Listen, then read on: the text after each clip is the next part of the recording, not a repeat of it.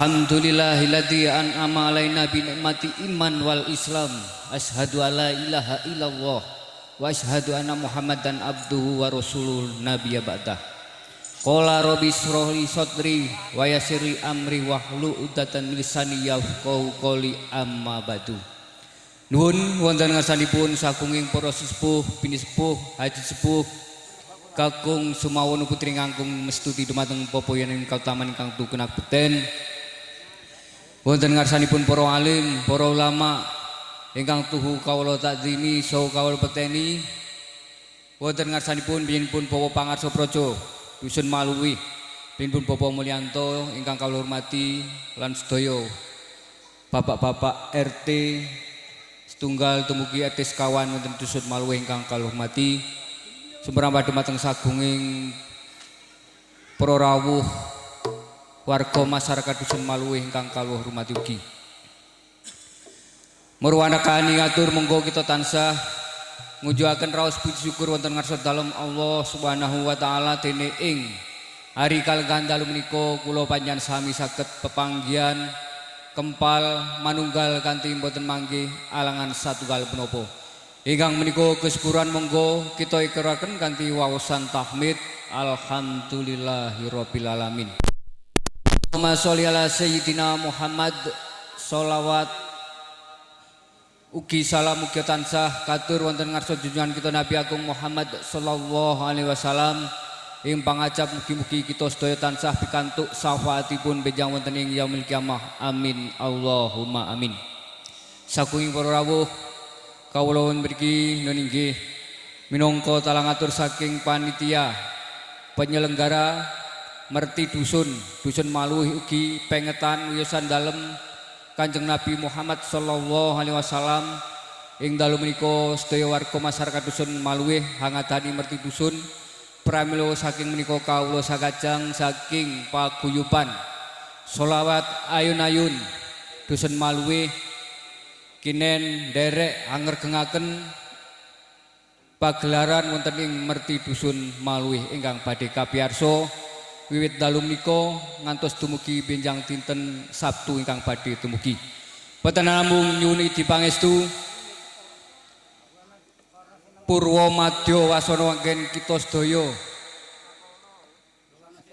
nderek nguri-uri budaya Jawi menika nderek ngergengaken Merti Dusun tansah pinayungan saking ngarsanipun Allah Subhanahu wa taala pikantuk nugraha saged paringana kelancaran keselamatan ngantos dumugi paripurna ing semangki.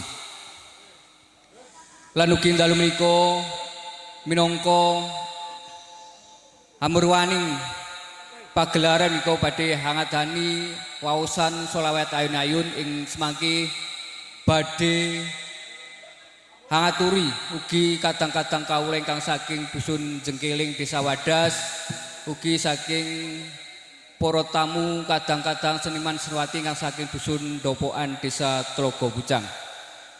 Kados pundi ing semangke babaring sholawat ayun-ayun pramila katur dumateng sagunging para pamriksa, para pandemen seni sholawat ayun-ayun kawula aturi hamidangaken ngantos paripurna semangke.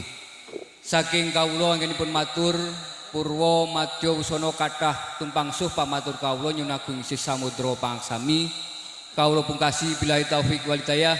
Assalamualaikum warahmatullahi wabarakatuh.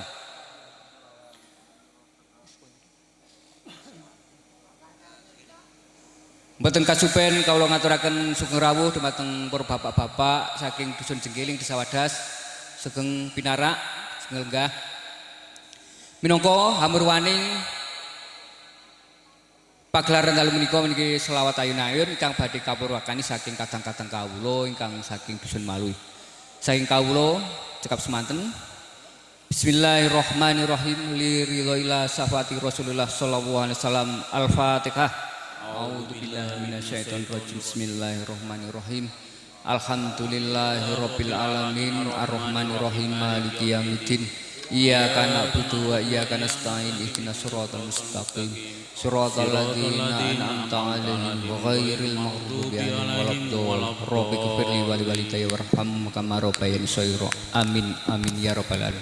Shallu ala Nabi Muhammad Allahumma sholli.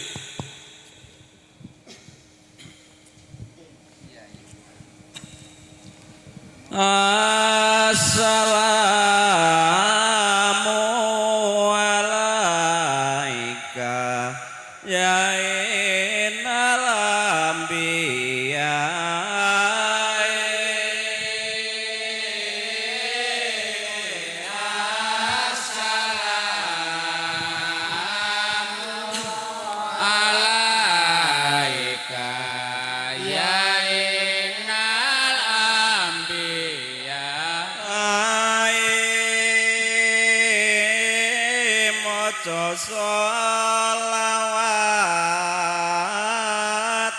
Maca sholawat ngilangaken manah kang susah, ngilangaken susah ing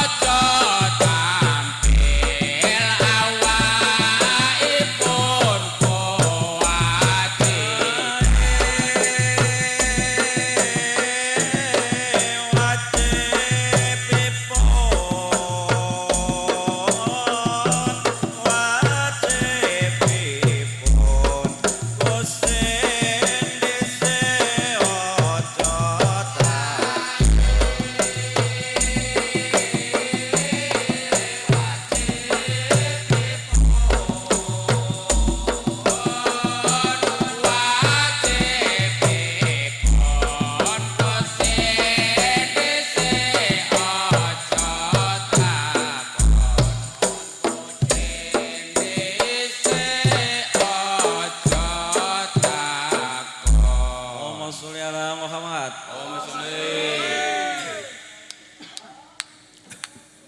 Ojo sira samar-samar. Ojo sira samar-samar. Pangeran